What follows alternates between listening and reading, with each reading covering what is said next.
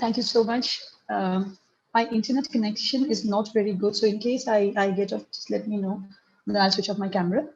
Thank you so much, Endocrine Society of India and Dr. Shaila for making me a part of this. And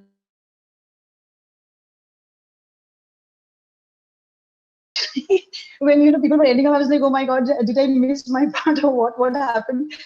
So I went back to see, okay, what was the schedule, because I was absolutely in listening to, engrossed to all the discussions that were going on for so long, because they have been such practical discussions. And as Dr. Satwan just said that this aspect which I have been entrusted with is also a very important area, but it is also an area which we might miss out on if we do not keep our the threshold of suspicion at a lower level. So we'll just take them across.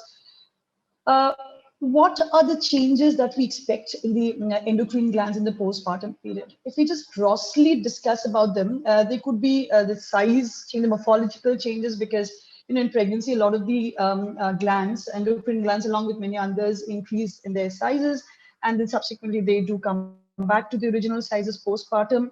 But in some of the, in case of some of the glands, like particularly the pituitary gland, there are issues with the space that it has when it increases. So that could lead to some of the changes which we will see. And of course, the changes in immunology. When we're talking about the size change, we are mostly concerned with the pituitary, because during pregnancy, it reaches a height of about 9.6 to 10. And in the immediate postpartum period, for at least 4 to 5 days, it goes up to almost 12 millimeter. And that's like almost the maximum space that it has. And then it comes back to its pre-pregnancy state in about 6 months postpartum.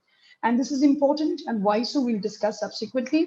The next part is the immunology. Immunology is, remember that pregnancy is a condition where the body is so conditioned where it has to be at a perfect balance of immunology, where it's number one, protecting the mother and the fetus from all the foreign antigens. At the same time, it is not acting against the paternal antigens that have come along with the fetus. So from that period in pregnancy to the postpartum period, there is a direct shift, and there is a rebound towards the Th1 immune phenotype, and thereby with this rebound, there is a worsening of some of the specific autoimmune diseases, as also some exacerbation of latent infections. So this is a period of immune reconstitution. What is the exact timing, what is the degree, has not been clarified fully. But generally, if you look at it from a thyroidal point of view, which has been studied in more detail as compared to the others, the pregnancy-induced autoimmune changes return to normal within 12 months of delivery.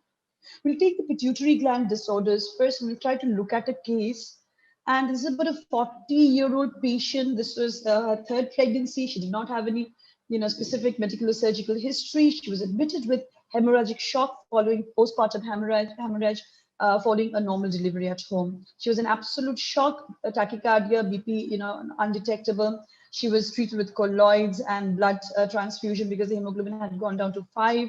That was followed by lactational failure. She went into hypoglycemic crisis, and then which was relieved. And then subsequently, the medium-term evolution was marked by amenorrhea, prolonged amenorrhea, fatigue, and apathy. And that was when because she had a history of postpartum hemorrhage, the hormonal profiles were looked into. And as you can see, most of the levels were low. Cortisol was mid-normal, but prolactin, TSH, FSH, LH, all of these were low. So based on that background, a diagnosis of Sheehan's syndrome was made. Now let's look at Sheehan's syndrome. What basically happens in Sheehan's syndrome? So as you can see in the picture, there's the normal pituitary gland. In the course of pregnancy, there is an enlargement of the gland. And because of the enlargement, which has gone up to a significant extent, there could be compression of the vascular structure. Now, there are people who are more predisposed to this. So somebody who's got a small cell tursicum, somebody who's got a genetic factor which predisposes to this, somebody who has sequestered antigens with the autoimmunity factor, anti-pituitary antibodies are coming out strong. So all of it put together is keeping it in a state of ischemia. And then she has these coagulation abnormalities. She's got the postpartum hemorrhage, which all of it put together results in a postpartum necrosis of the pituitary gland. And once you have necrosis, all the hormones that were being secreted by the pituitary gland, they come down. So growth hormone, prolactin, TSH, ACTH, FSH, LH, all of these reach a deficient state, resulting in hypopituitarism. If you look at what are the clinical features or the presentation of Sheehan syndrome, it can be very, very varied. You could have any of these. You could have a history of postpartum hemorrhage with the lactational failure, secondary amenorrhea, breast atrophy and decreased libido, congenital and axillary hair loss, hypopigmentation, asthenia and weakness.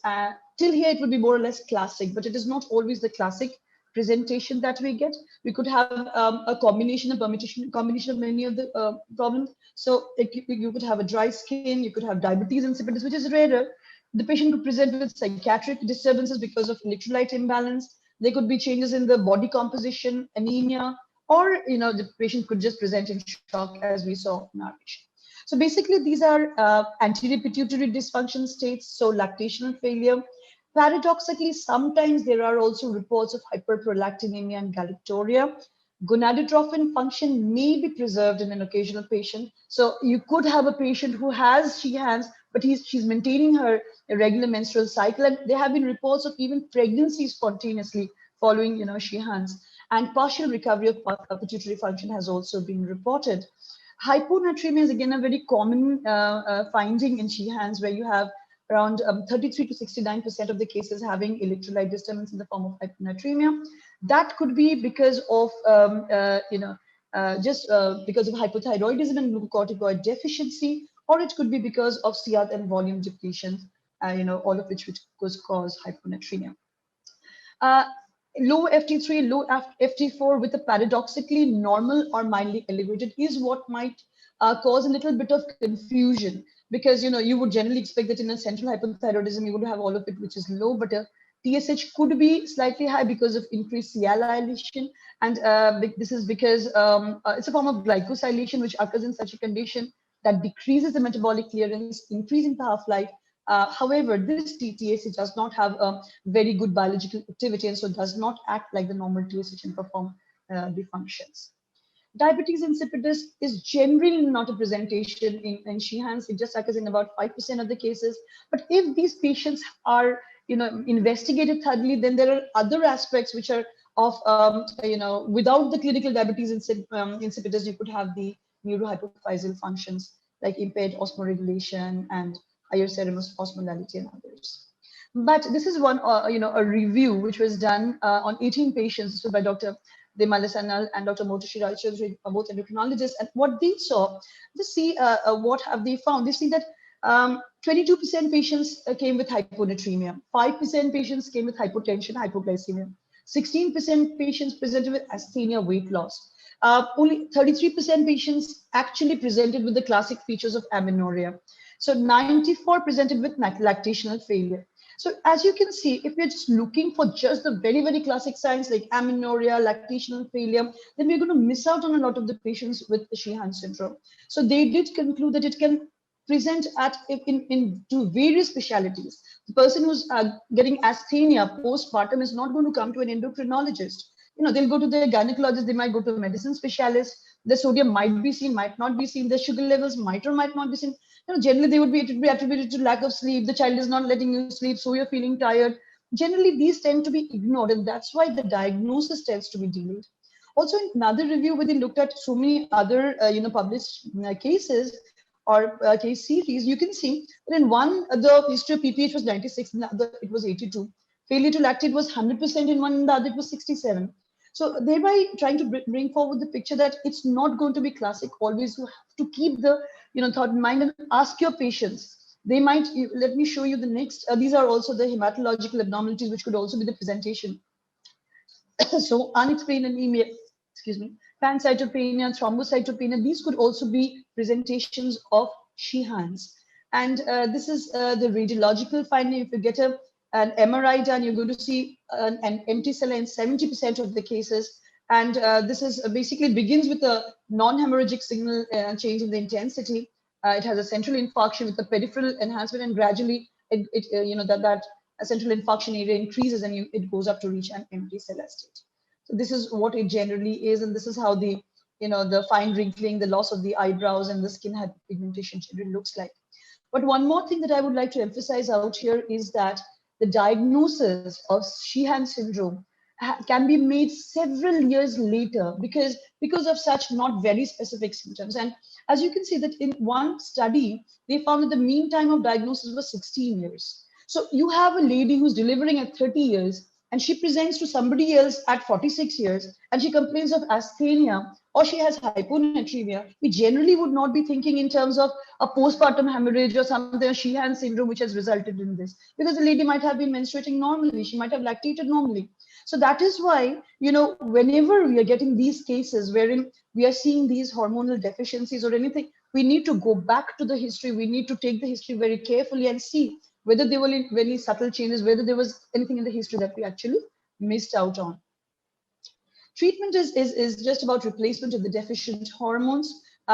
We also need to decrease the mortality, because a lot of these endocrine abnormalities, if left uncorrected for long, could lead to a lot of mortality and morbidity.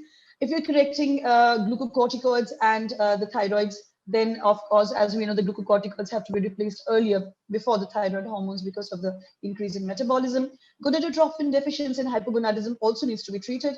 Whether you're going to treat a growth hormone deficiency is also a matter of choice, a matter of finances. But if you're treating it, should be started with a low dose and increased, gradually titrated upwards.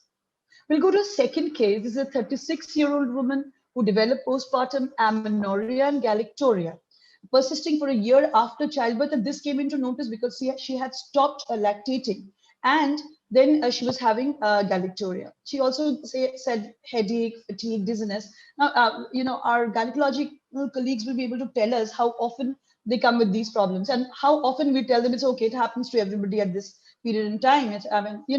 It's not something to be taken very seriously or put in a multivitamin or maybe a vitamin D or something. But then they're not generally not investigated very thoroughly, or they do not come out with specific history also. In this case, she did. So she got a prolactin level done. This was almost a year later, so that it was elevated. And then they looked at the other hormones where there was low cortisol and central hypothyroidism. MRI showed a large partially cystic mass. So when with this, she went to the neurosurgeon. The neurosurgeon got a surgery done, transfemoral surgery, and did a partial removal of the lesion. Now, when they did the histopathology, it came out to be lymphocytic hypophysitis.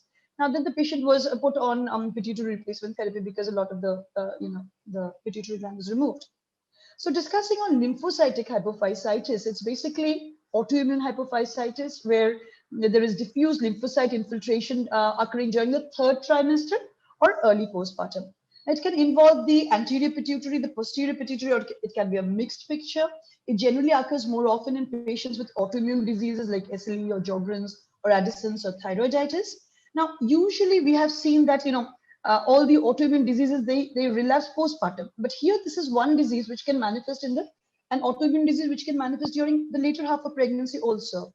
And what is the cause is not completely understood, but the possible explanations could be a release of pituitary antibody into the, because of the enlargement of the pituitary, and also because the pituitary gland is subjected to systemic circulation blood flow rather than the hypothalamic pituitary portal system. So it becomes more accessible to the immune system.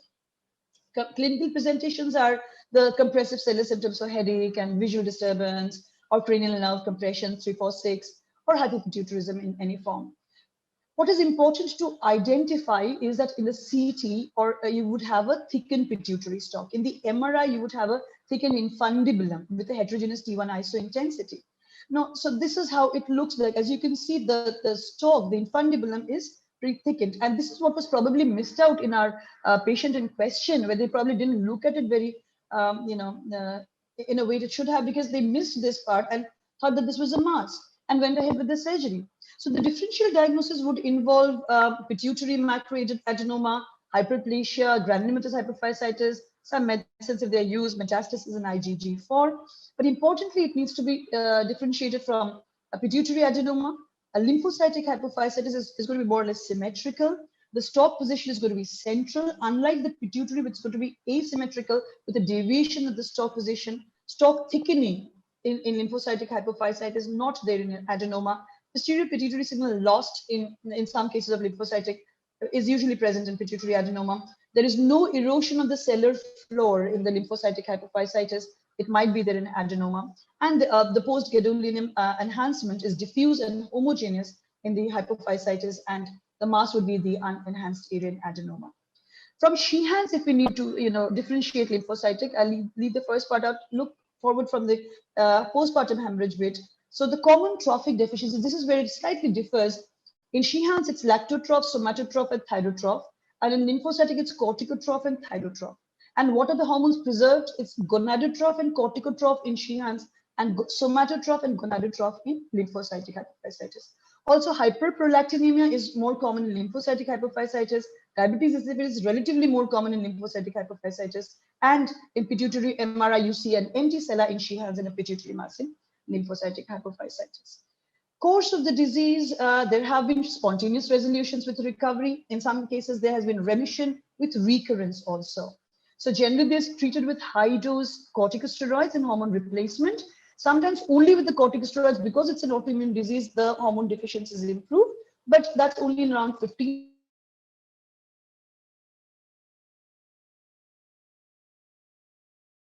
Substitute beta hormones also. Desmopressin for diabetes insipidus. Immunosuppressant therapy such as methotrexate, azathioprine, and cyclosporin can be utilized, and only if all the medical management has failed is when you go out for surgical resection. After treatment follow-up, you would need to do the hormonal follow-up every 6 months, annual imaging, and if necessary, ophthalmological evaluation. Number 3, this is the thyroid that we're going to talk about. Patient postpartum presenting with palpitation, tremor, no weight change, eye changes, neck pain, chest pain, nothing of that. So no diarrhea, nothing otherwise suggestive of hyperthyroidism. Neck does not reveal any tenderness or enlargement. Thyroid profile, it's a suppressed TSH, elevated T3, T4, anti-TPO positive. So they went ahead with the scan, which a lot of people do not under these circumstances. However, this patient had a scan done, and there was a reduced uptake at 0.8%. So thereby it was diagnosed to be postpartum thyroiditis. This is a destructive autoimmune disease. It may occur even after, it occurs generally within 2 to 6 months postpartum. It can occur even after a loss of a pregnancy at 5 to 20 weeks gestation. It may cause transient or permanent thyroid disease, transient hyper in 32, transient hypo in 43, and transient hyper followed by hypo in 25%. What is the prevalence? It's around 8%, frequency is around 1 to 16%, but in the high risk groups like type 1 diabetes, positive family history, it's 19.1 to 20%. That's like pretty high. Somebody who's got an anti-TPO positive in early pregnancy has a chance of developing postpartum thyroiditis in 30 to 50%. Those who remain positive, anti-TPO positive in the third trimester, because third trimester is a period where the autoimmune factors are going down. So somebody who's positive even in the third trimester, there is an 80% chance of the female going into postpartum thyroiditis. And somebody who has had a postpartum thyroiditis in the previous pregnancy, the chances are 40%. Somebody who's got anti-TPO positive, did not have any postpartum thyroiditis in the first pregnancy. In the next pregnancy, she's got a 25% chance of having a postpartum thyroiditis. So it's all about the thyroid antibodies cascade. We're not going to the details. It's basically a destruction of the thyroid follicles, release of T3 and T4.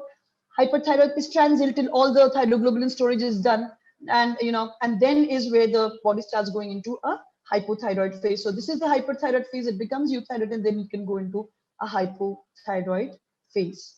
It's generally painless. How are you going to identify the patient? So in the hyperthyroid phase, they could be irritable, palpitation, fatigue, and heat intolerance. Again, remember, when I'm presenting thyroiditis, it sounds so very correct. But remember the patient, irritable, palpitation, fatigue, who's listening? Nobody's bothered in the house. They're telling the mother-in-law, telling, oh, we've had so many, this 5 times when I had, your husband and the others. So there's nothing to be worried about. The husband is saying, you're just getting irritable, you're getting postmenopausal depression. So this is not it. Post hypothyroid phase, then she goes into constipation, dry skin, fatigue, impaired concentration, paresthesia. So these are the various presentations. I know we are running short of time, so I'll just try to cut it short. Basically, hyperthyroid followed by hypothyroid, how long could it stay? In the hyperthyroid followed by hypothyroid, remember one thing. The T4 could, it was high, now it is coming down low, but the TSH might take some time to go up high. So there might be a phase where the T4 is also low and the TSH is also low or low normal. So then there might be a little bit of confusion about what's happening. We are not going to diagnose the hypothyroid. But remember, the TSH takes a little bit of time to come up. So that is one area we need to remember. and anti-TPO is going to be high, we know. Management, hyperthyroid, it's a destructive hyperthyroid, it's a thyrotoxic hyperthyroid. So you're basically not treating it. Therefore, just maybe you just need to put in a little bit of beta blocker. When the thyrotoxic phase resolves, the TSH needs to be measured every 4 to 8 weeks in order to screen for the hypothyroid. Once they go into hypothyroid, if somebody has significant symptoms, wants to get pregnant again, then the treatment should be initiated. But if you're not treating, you cannot just let the patient go. You need to call her back after 4 to 8 weeks until the patient gets euthyroid. And during this period, they should definitely be counseled to have contraception, because the levels might be, TSH might be 8 or 9, and then she might just conceive there because she could be having lactational amenorrhea, and then she might not understand and you would not want somebody to conceive at those levels. If you have started treatment, then to assess whether it's permanent, you could gradually start tapering 12 months after delivery. So give it for 12 months, maintain it at a level, then start tapering half, and every 4 to 6 weeks start monitoring and decide whether you need to continue it or not. About screening, who needs to be screened? Is the gynecologist going to screen every postpartum female? No. So there've been, a lot of discussion on this. Selective screening is what has been proposed. Somebody who has type 1 diabetes, previous history of postpartum, TPO positive, or a prior miscarriage should be screened postpartum. Who has postpartum depression, other autoimmune disorders, strong family history should be screened. And once you screen, you see an anti-TPO positive normal TSH level, you follow up. Dr. Arundhati, you need not do anything. Yes. Yeah. Can you please wind it up? We are running short of time. Right. So just one more thing, the last thing, that is the Graves' disease. So Graves' disease, as you know, can relapse postpartum, but it is not going to be a de novo point of occurrence. It can be a point of relapse. What is important is to be able to differentiate between postpartum and Graves. So look at the timing. It's 2 to 10 months, 4 to 12 months. Thyroid enlargement in Graves, exophthalmos, TSH receptor antibody positive in Graves, TPO positive in both. But you could also get a technetium scan done, which could help you differentiate. You could get an ultrasound done, which could help you differentiate. And T3, T4 ratio is going to be high. One last slide. One point that needs to be remembered is that sometimes postpartum maternal depression is associated with cortisol abnormalities. So prolonged depression, not responding to treatment as it should, or not responding to counseling, then the cortisol level needs to be seen, because acute depression could be because of hypercortisolemia, and chronic depression could be because of hypercortisol. So this is the take home. Postpartum endocrine syndromes occur in a year after delivery because of immunological, morphological, and vascular modifications. Most frequent are lymphocytic hypophysitis, Sheehan's, thyroiditis, and relapse of the Graves' disease, and these need to be kept in mind. So, but as I was trying to stress again and again, a lot of times the females do come up with the problems, but they are not diagnosed because they do not reach the doctors. So we need to tell them that you need not suffer in silence. Your babies need you to be healthy when you're overwhelmed the most. On that note, thank you so much.